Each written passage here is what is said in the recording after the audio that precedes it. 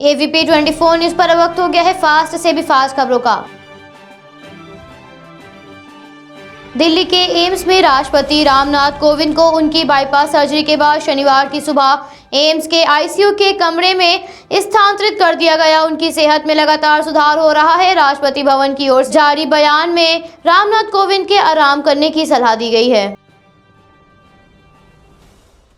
ओडिशा में उपराष्ट्रपति ने भुवनेश्वर में उत्कल विश्वविद्यालय के 50वें दीक्षांत समारोह में हिस्सा लिया, जिसमें उन्होंने कहा नई शिक्षा नीति छात्रों को आत्मविश्वास से दुनिया का सामना करने पर केंद्रित है। शिक्षा का मकसद सिर्फ अपना विकास नहीं बल्कि चरित्र निर्माण भी है। असम में प्रधानमंत्री ने चुनावी जनसभा को संबोधित करते हुए कहा, असम में आप लोगों ने एक बार फिर एनडीए की सरकार बनाना तय कर लिया है। असम की पहचान का बार बार अपमान करने वाले असम के लोगों को बर्दाश्त नहीं है। असम को दशकों तक हिंसा और अस्थिरता देने वाले अब असम के लोगों को एक पल भी स्वीकार नहीं। असम के लोग विकास के साथ हैं। अमेरिका के हार्वर्ड कैनेडी स्कूल के एम्बेसडर निकोलस बर्न्स के साथ बातचीत में कांग्रेस के पूर्व अध्यक्ष राहुल गांधी ने अपना मास्टर प्लान साझा किया और कहा, अगर वो प्रधानमंत्री होते तो वो जॉब क्रिएशंस पर ज्यादा ध्यान देते बजाय विकास दर के। भारत के 4 राज्यों और एक केंद्र शासित प्रदेश में चुनाव हो रहे हैं। इसी बीच भारतीय जनता पार्टी के राष्ट्रीय अध्यक्ष जेपी नड्डा ने ममता बनर्जी और राहुल गांधी पर जमकर निशाना साधा और कहा, बंगाल में ममता की हार तय है और साथ ही राहुल गांधी पर जमकर बरसे और उन्होंने कहा, राहुल गांधी असम की संस्कृति के बारे में कुछ नहीं जानते। दिल्ली के स्वास्थ्य मंत्री सत्येंद्र जैन ने कहा, दिल्ली में पॉजिटिविटी रेट 4.1% है। दिल्ली और पूरे देश में अभी कोविड-19 के मामले काफी बढ़ रहे हैं। हम देश में सबसे ज्यादा टेस्टिंग कर रहे हैं। हम ट्रेसिंग भी कर रहे हैं। जो पॉजिटिव पाए जा रहे हैं उनके पूरे परिवार की टेस्टिंग की जा रही है।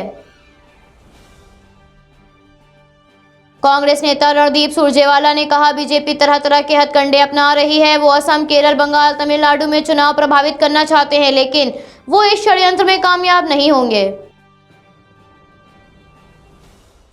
भारतीय किसान यूनियन के नेता राकेश टिकैत ने कहा, मुझ पर हुए हमले के लिए सरकार जिम्मेदार है। हम राजनीतिक पार्टी नहीं है। हमारा विरोध सरकार की नीतियों के खिलाफ है। हम बीजेपी का विरोध नहीं कर रहे हैं। उनके लोग यहां आते हैं और बात करते हैं।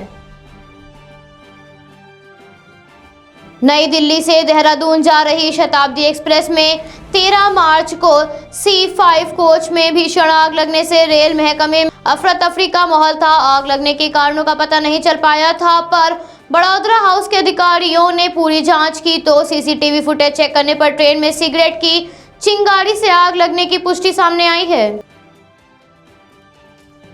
उत्तर प्रदेश के गौतम बुद्ध नगर जिले के दादरी में जीटी रोड पर रंगदारी नहीं देने पर दिन दिहाड़े 6 आरोपियों ने हॉकी और डंडे से जूता व्यापारी पर हमला बोल दिया और जान से मारने की धमकी देकर वहां से फरार हो गए। ये घटना दुकान पर लगे सीसीटीवी कैमरे में कैद हुई। पुलिस के अनुसार आरोपियों को जल्दी गिरफ्तार कर लिया जाएगा। लखनऊ के अपर मुख्य सचिव सूचना नवीन सहगल और उनकी पत्नी वंदना सहगल ने सिविल अस्पताल में कोरोना वैक्सीन लगवाई और लोगों को वैक्सीन लगवाने और सोशल डिस्टेंसिंग का पालन करने की अपील की।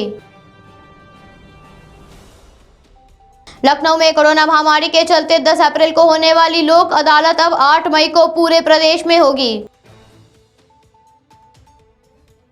फैजुल्लागंज के मड़ियाव में झोपड़पट्टियों में भीषण आग लगने से 2 विकेटी से और इंदिरा नगर से फायर ब्रिगेड की गाड़ियां रवाना हुईं।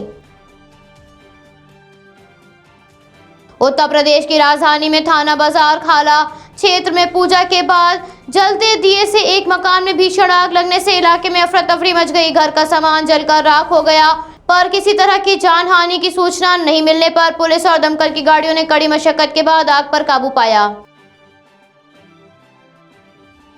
यूपी में 4 आईपीएस अफसरों का तबादला। सीबीसीआईडी के डीजी विश्वजीत महापात्रा और एडीजी एसके माथुर को हटा दिया गया है और इसके साथ ही DG vigilance PV Rama Shastri को सीबीसीआईडी का एडिशनल और वहीं आरके स्वर्णकार को एडीजी का चार्ज दिया गया है।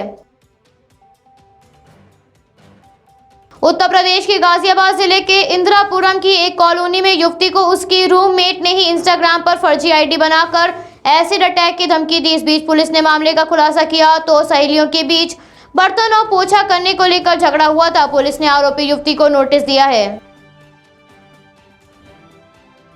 उत्तर प्रदेश के मंत्री ब्रजेश पाठक ने कहा, देश में कोविड-19 संक्रमण के मामले जिस तरह से बढ़ रहे हैं, प्रदेश सरकार सतर्क है। स्वास्थ्य महकमे और गृह विभाग को सतर्क किया गया है कि कोविड-19 के नियमों का सख्ती से पालन कराएं और अभी यहां लॉकडाउन की स्थिति नहीं है। बिहार में समस्तीपुर जिले में छक्कन टोली गांव में शुक्रवार को भीषण आग लगने से कमरे में सो रहे 3 लोगों की मौत हो गई और कई घर जलकर खाक हो गए।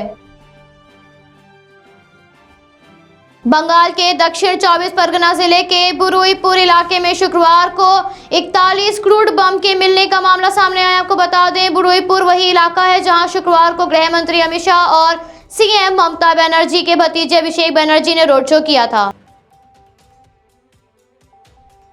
भारत में कोरोना के मामलों में तेजी से बढ़ोतरी हो रही है। कोरोना की दूसरी लहर काफी तेजी से फैल रही है। इस बीच मध्य प्रदेश के कुछ शहरों में भी लॉकडाउन लगाया गया है, तो वहीं प्रदेश के दमोह जिले में लोग कोरोना गाइडलाइन की धज्जियां उड़ाते हुए नजर आ रहे हैं। शुक्रवार को रंग पंचमी के मौके पर दमोह के लोगों ने जमकर होली खेली और लोग एक दूसरे को गुलाल लगाते हुए नजर आए।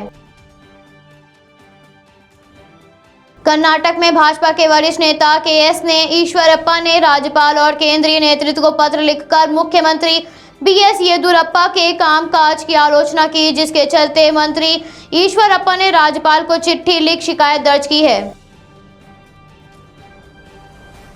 तमिलनाडु में केंद्रीय गृह मंत्री ने कहा, तमिलनाडु का विकास तभी हो सकता है जब हम भ्रष्टाचारी और परिवारवादी डीएमके और कांग्रेस को हराएं। मोदी जी के नेतृत्व में पूरे देश में जो विकास यात्रा चल रही है, वो विकास यात्रा ही महान एमजीआर और जयललिता के सपनों का तमिलनाडु बना सकती है। केरल की पहली ट्रांसजेंडर उम्मीदवार अनन्या कुमारी ने चुनाव न लड़ने का फैसला लिया है। उन्होंने इसके पीछे की वजह बताई और कहा, उन्हें वैश्य के तौर पर पेश किया गया और मारने की धमकी भी दी गई। जम्मू कश्मीर के शोपियां जिले के पीर की गली के इलाके के एक वन क्षेत्र में सुरक्षा बलों और आतंकियों के बीच मुठभेड़ हुई। देश में एक बार फिर कोरोना संक्रमण के मामलों में मारी उछाल। पिछले 24 घंटों में 79,000 से अधिक मामले सामने आए, तो वहीं संक्रमण के कारण मरने वालों की संख्या 714 पहुंच गई। Bureau report, ABP 24 news, Lucknow.